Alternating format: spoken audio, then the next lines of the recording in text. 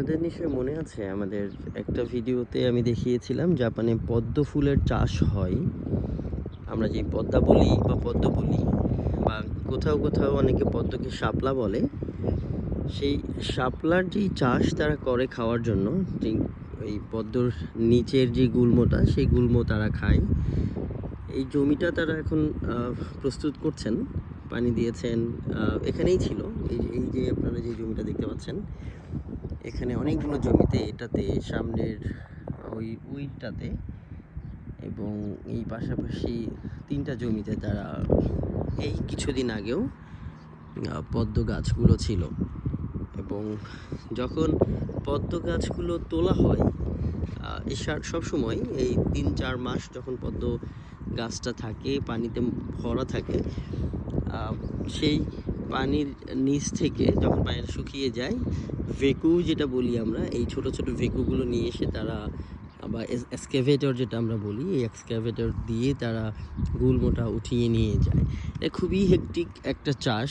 আমার কাছে মনে হয়েছে যে এই চাষটা যারা করেন একটা ভালোবাসা থেকে, এক ধরনের প্যাশন থেকেই আসলে ওনারা হয়তো চাষটা করেন, কারণ এইটার চাহিদা রয়েছে। এবং আপনি যদি জাপানিজ সুপার শপগুলোতে যান, সেখানে দেখবেন প্রচুর পরিমাণ এই গুল্মগুলো বিক্রি হয়, বিশেষ করে পদ্মর গুল্মগুলো।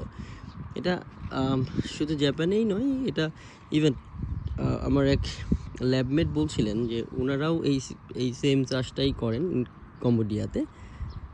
তো যেটা বলছিলাম যে এখন জমিটা প্রস্তুত করছেন তারা, এবং প্রস্তুত করার পর পুনরায় তারা এই পদ্মর চাষটা করবেন। এই যে আপনারা দেখতে পাচ্ছেন কয়েকটা পাতা, এগুলো যে পদ্ম শিকড়গুলো ছিল সেই পদ্ম শিকড় থেকে আবারও তৈরি হওয়া। আমি যে এলাকাটাতে থাকি এটি সাইজো নামে পরিচিত। হিরোশিমার প্রিফেকচার সাইজো সিটি বা হিগাশি হিরোশিমা, পূর্ব হিরোশিমার অংশে আমি থাকছি। আমার বিশ্ববিদ্যালয়টা এখানেই। হিরোশিমা বিশ্ববিদ্যালয়ের বেশ কয়েকটা ক্যাম্পাসের একটি ক্যাম্পাস এই সাইজোতে। হিরোশিমা সিটিতেও একটি ক্যাম্পাস রয়েছে। তো তারা জমিটি প্রস্তুত করেন এবং এখানে আবারও চাষ করবেন।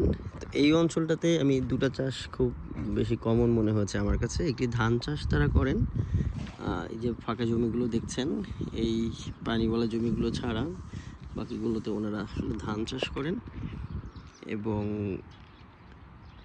এই পানিওয়ালা জমিগুলোতে গতবার তারা চাষ করেছিলেন পদ্ম পাতার না, ঠিক পদ্মর নিচে যে গুল্মটা, সেই গুল্মটা। আপনারা দূরে খুব সুন্দর সিনারি দেখতে পাচ্ছেন, জাপানিজ ট্রেডিশনাল বাড়ি, পাহাড়, ফাঁকা জমি, সুন্দর রাস্তা, পরিচ্ছন্ন, সব কিছুই আসলে মন কাড়ার মতো। ধন্যবাদ।